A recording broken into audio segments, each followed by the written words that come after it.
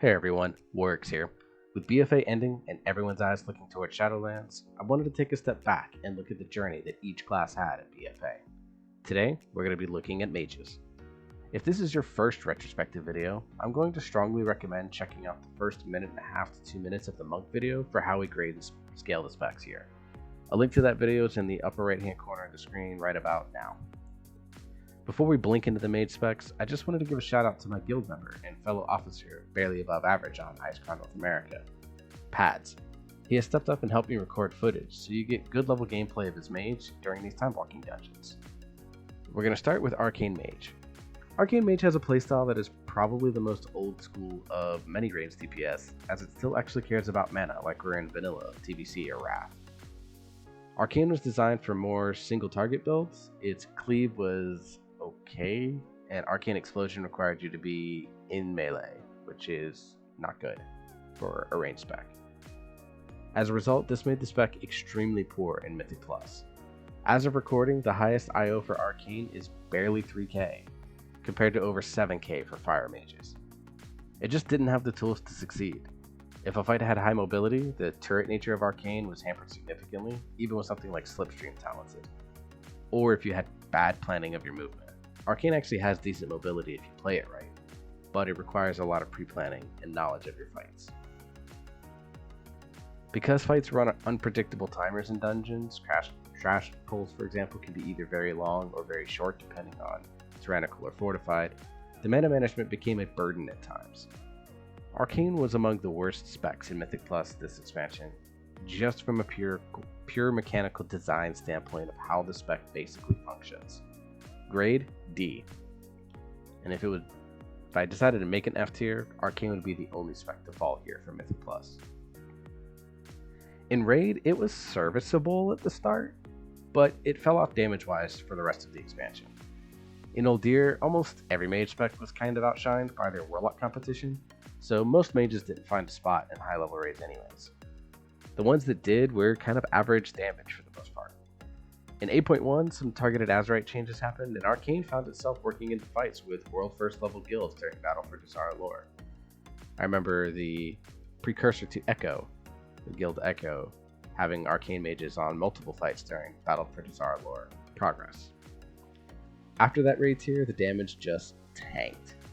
The single target got nerfed sometime in the middle of the expansion, though I don't know exactly when that happened, and the turret playstyle began to hurt as fights in Eternal Palace and Nyalotha required very high mobility. Grade is a D.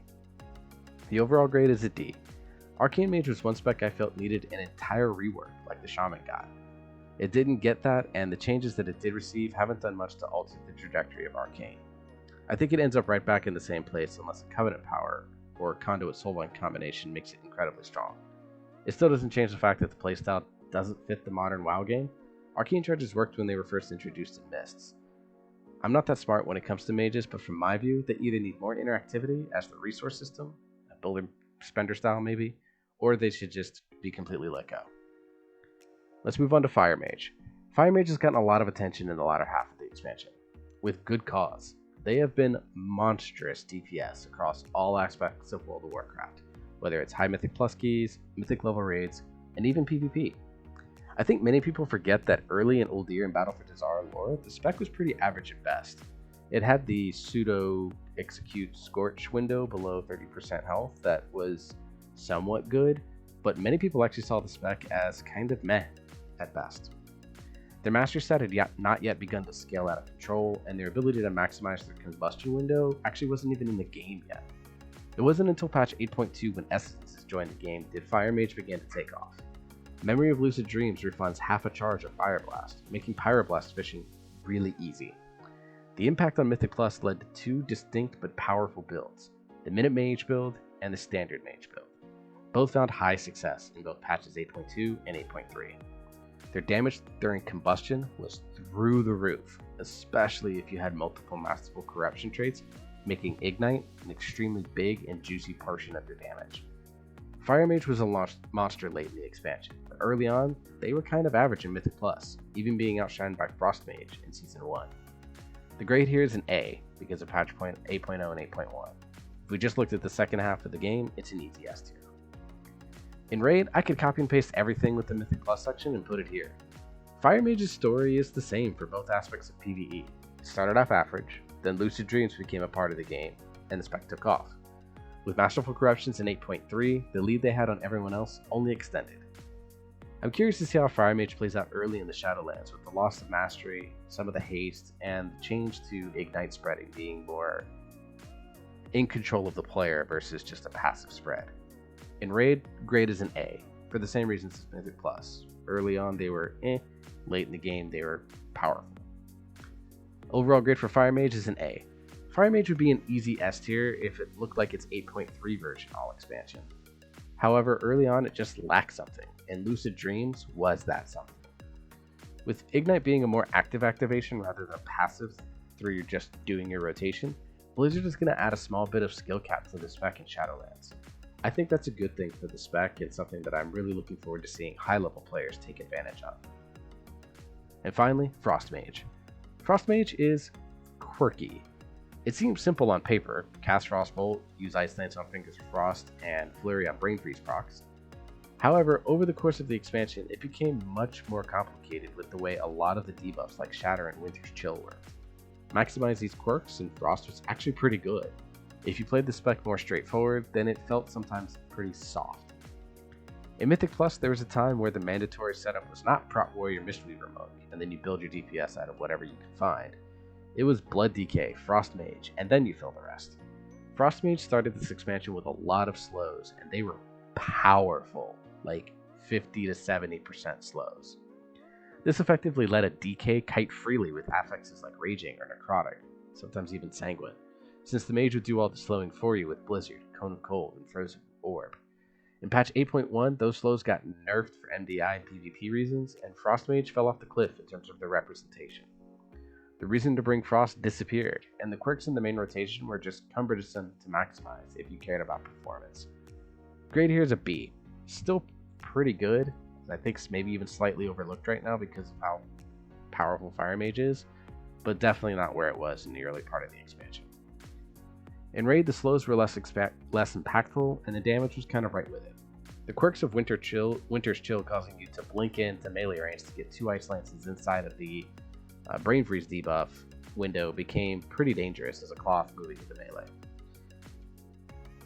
Beyond that, the spec was fine, but struggled to break through because of the dominance of Fire, who was an outlier in reality in these last 2 patches. It had a fun time where you took for a while where you took Ice Lance off your bars and ran a no Ice Lance build because you only wanted to use Icicles with Glacial Spike, but that build got fixed and hotfixed pretty quickly with a Mastery buff. That was probably the most exciting thing to happen to Frost this expansion, if we're being real. It just kind of existed, it felt like, for much of the expansion. Grade, B. Overall grade is a B. I'm not a huge Mage player, but Frost is the most fun of the 3 specs, for me. I think some of the changes in Shadowlands help some, but there's still a lot of quirks in the spec that make it strange to play at the highest level. I say that based off reaction I've seen of high-level mages and Frost Mage mains. It's not really my personal thoughts. I'm just not versed enough in mages to feel comfortable being an authoritative voice on the matter. Mages, I think, are in a weird spot. Fire feels very complete as a spec, and I think the changes to Phoenix Flames being your Ignite spreader is a good change in my view. Frost still has some quirks, but looks like it has that satisfying gameplay loop, and has some of the coolest animations that any main spec has. Arcane is a spec that, it exists in World of Warcraft. I think it needs a soft overhaul to get it into the right place. Arcane charges feel outdated, even if the mastery was extended to all spells. Anyways, how did you rate Mages this expansion? Leave a comment below, and don't forget to like, share, and subscribe to the channel. It'd mean a lot to me. Next time, we're going to do Shamans. Before we close out this video, a quick plug if you'll allow it. My guild, barely above average of Icecrown North America, is recruiting for Shadowlands normal and heroic rating, along with pushing Mythic Plus keys. We're an alliance guild with players that have been playing since vanilla, with some breaks every now and then. We want to raid Wednesday and Thursday nights from 9:30 p.m. to 11:30 p.m. to make it work for our main team's work schedules right now, and we have a goal of getting ahead of the curve. Message me, Warix, one of our other officers, Pads, or Nualfo, that's Nualfaux, if you wish to check out our environment. You'd be part of building something from the ground up. If you're interested, definitely reach out. Anyways, everyone, stay safe, wear your mask. We'll do shamans next time, and I will see you then.